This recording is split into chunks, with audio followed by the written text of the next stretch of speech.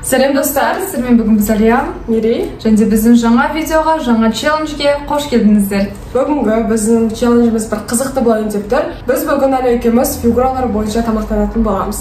Ал қандай фигуралар екенін сіздер обложкадан ақ байқаған шығарсыздар. Біз Мерей екеуміз таңдаған фигуралар ол домалақ және де төртбұрыш.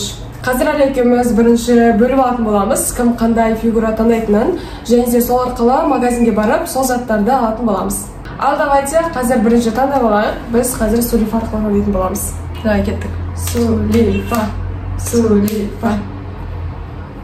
Мен ұттым, және де мен өзім қалаған фигураны таңдайтын боламын, және де мен домалақ таңдаймын. Потому что домалаққа заттар көп деп ойлаймын, білмеймін, сөйтіп ойлап тұрмын. Сол себепті домалақтың заттарын мен алатын боламын, ал Мерей болса онда төртбұрыштың заттарын алатын боламын. Видеоны соңына дейін көріңіздер, видео қызықты болатынына сенімдіміз. Видеоны лайкпен қолдап, және де өз пікірлеріңізді комментарий жазып кетіңіздер. Арнамызға тіркелу батырмасын басып, бізбен бірге болыңыздар, ал біз болса видеоны бастаймыз.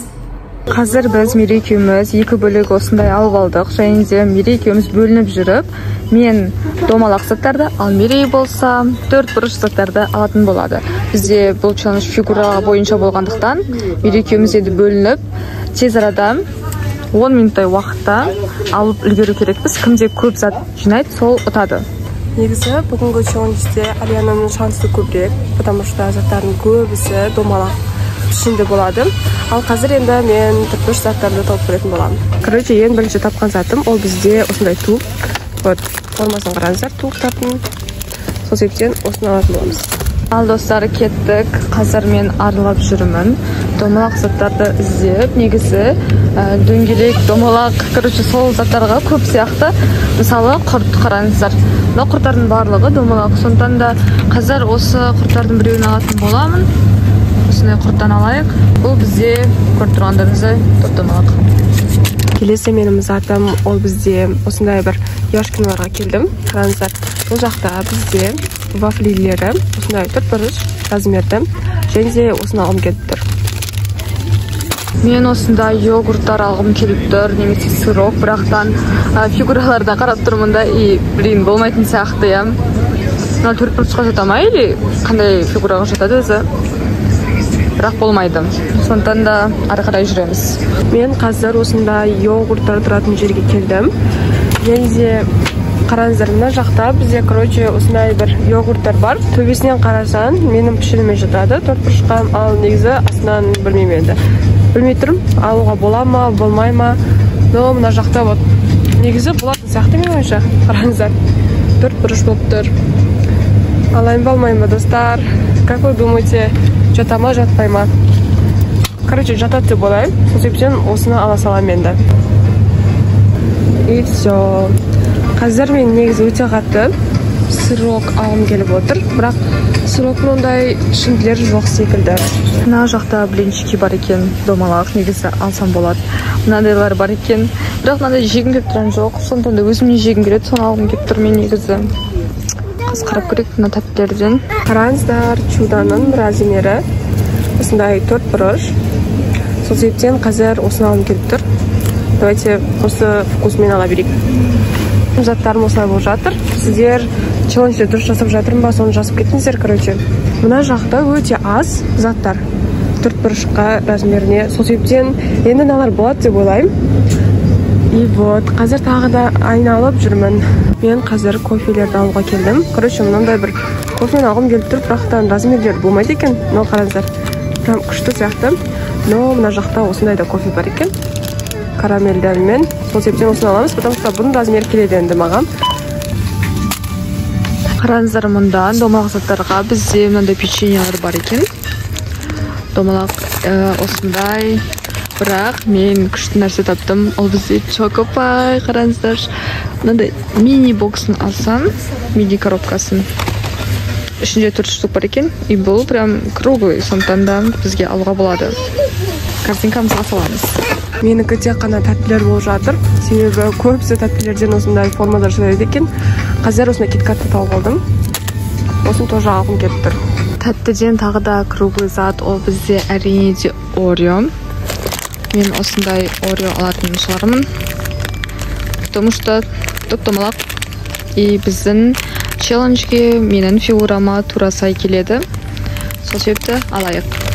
Қазір мен тағы да осындай детский сок тауып алдым. Осы детский соктардың барлығын сырттар осындай екен. Қазір тоже осыны алып келіп тұр. Давайте вкустандаймыз. Бұл жақта бізде ананас. Давайте осыны аламыз. Или яблочный дұрыс па? Мақыл осыны аға береміз. Вот көрдіңіздер ме? Чудо-да формасы тура сондай.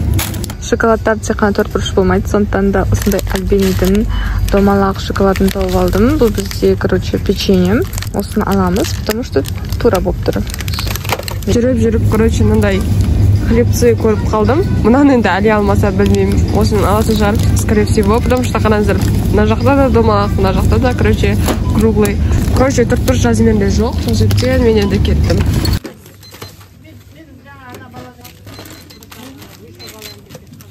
Заттарды көбейту мақсатында мен, короче, осындай печеньелер алғым келіп тұр. Домалақ түрлерінен олар көбісі езіліп кеткен ба, сондай. Мынау нормально. Осыны тағы саламыз. Бұлардың фигурасының бәрі осындай круглый. Домалақ фигураға, круглый фигураға бізде еще осындай хрустим бар екен айтпақшы. Бұл бізде пакет осындай домалақ болады. Сол себепті осыны аламын.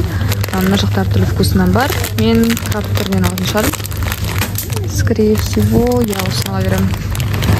Достар, қараңыздар, не тапқанымды. Мұнда бізде хлебцы. Бұлар идеальный круг. Енді қарасаңыздар, упаковкасын өзінен ақ байқалып тұр.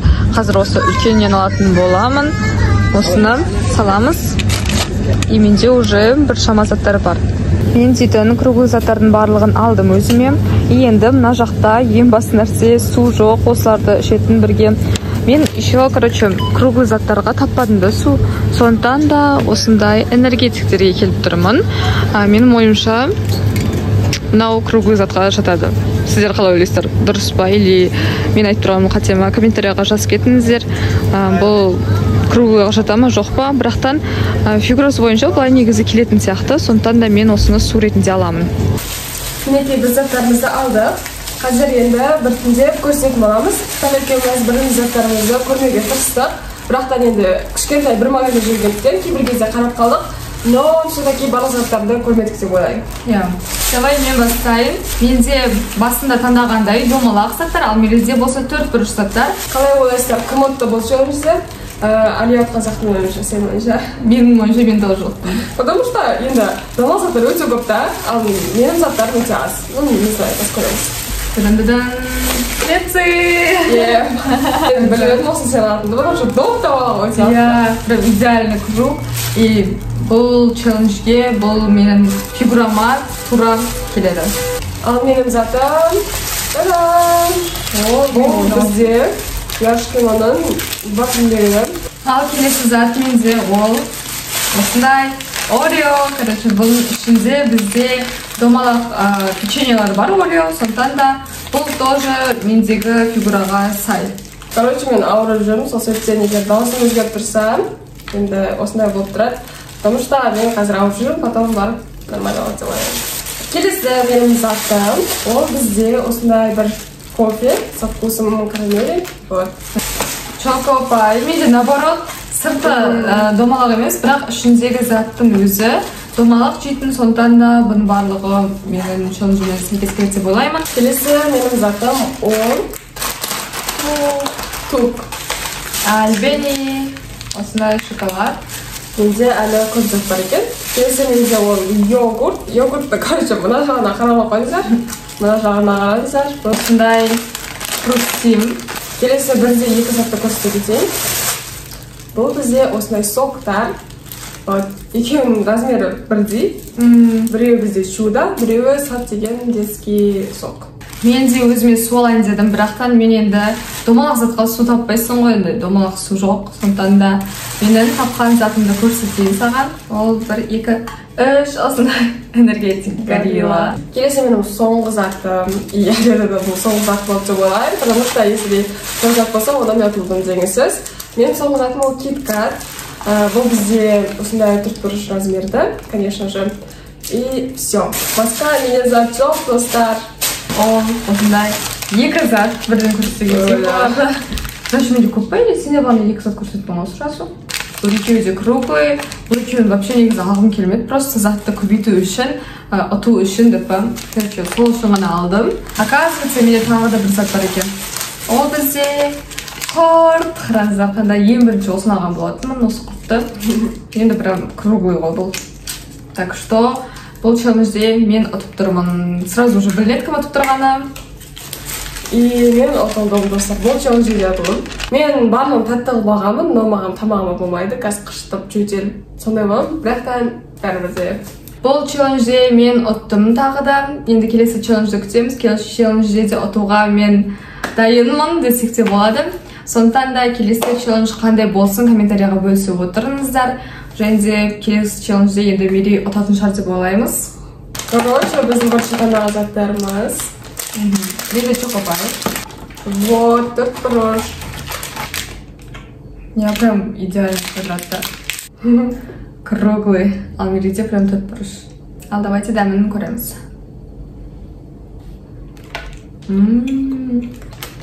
Мен, короче, дәмсіз беғағам еще. Кеше жеген тамақтарын барлығын дәмсіз бедім. И ашын жедім да, короче, дәмсіз бе жеген өте жаман достар. А қазір мынаны дәм күшін естірім. И это же хорошо. Біз өзімізде осындай челленджерді сағынып қалыптық. Осылай камераның алдында тамақ жеп отырған. Күшті мынандай тәттілердің бәрін жейтінбіз всегда. Ал қазір болса көп жемейміз, видео түсірмегендіктен. Шүген. Келесіне қасық алдым. Ал менде болса келесі Орео. Иісі де сес бастақтым достар. Вот қараңыздар қандай идеальный круг. Там күшті. Орео өте тәтті. Мен уже шөлдеп кеттім жаңағы тәттілердің барлығынан. Енді су ішкім келіп тұр. Мерейде осылай тұр су, ал менде осы осындай домалап. Қазір ашамыз. Дәм қызға кенам. Маған обычно горилла ұнамайды, негізі особо. Но мынау манго кокоситін дәмдеген. Короче, маған негіз тәтті де жеп келмайды. Аузым бәрі ойылып кетті, тілімде, мына ауыз қуысым бәрі, короче. Вот, но мен тағы да жеп жатырмын. Видео үшін де. Иә, видео үшін. Поэтому сіздер міндетті түрде лайк басыңыздар, достар. Ал екеуміз прям күшті заттар жеп жатырмыз. Қазір бізде тук және де кирешке. Қандай круг.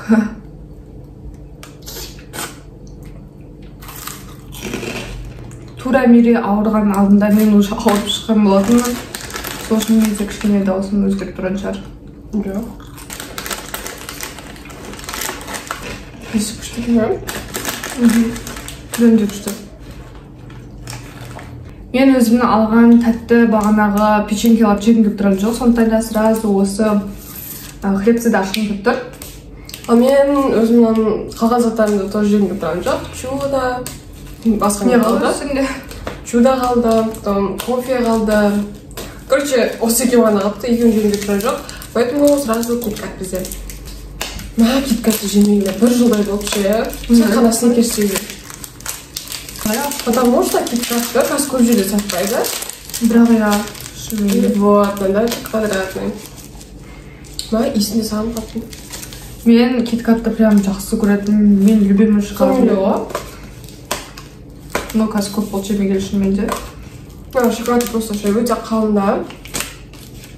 И күшті өте. Сен спокойно менің суымды қалай ішіп отырсың?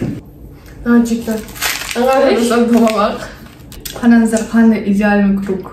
Идеально. Мерей қосып қойыпты, мен неме білмеймін. Не үшін? Иісі қой сақ деген. Осымен біздің видео аяқталды. Сіздерге біздің бұл челленджіміз ұнады деп ойлаймыз. Сіздердің көбісіңіз челленджерімізді сағынған болатынсыздар, сондықтан да жиірек сіздерге челленджерді де түсіріп тұрғымыз келіп тұр. Видео болса әрине лайк пен қолдап, өз пікірлеріңізді комментарий жазып қойыңыздар. Арнамыздан тағы да қандай челленджерді күтесіздер, комментарияға бөлісе отырыңыздар. Біз барлық комментарияларды оқимыз, сіздермен бірге идеяларымызбен бөлісеміз. Инстаграм парақшамызға да жазылып, сонда бізбен бірге идеяларымызбен бөлісіп отырсаңыздар болады. Сіздермен болған біз Әлия, Мерей. Келесі видеода жолыққанша, пока-пока!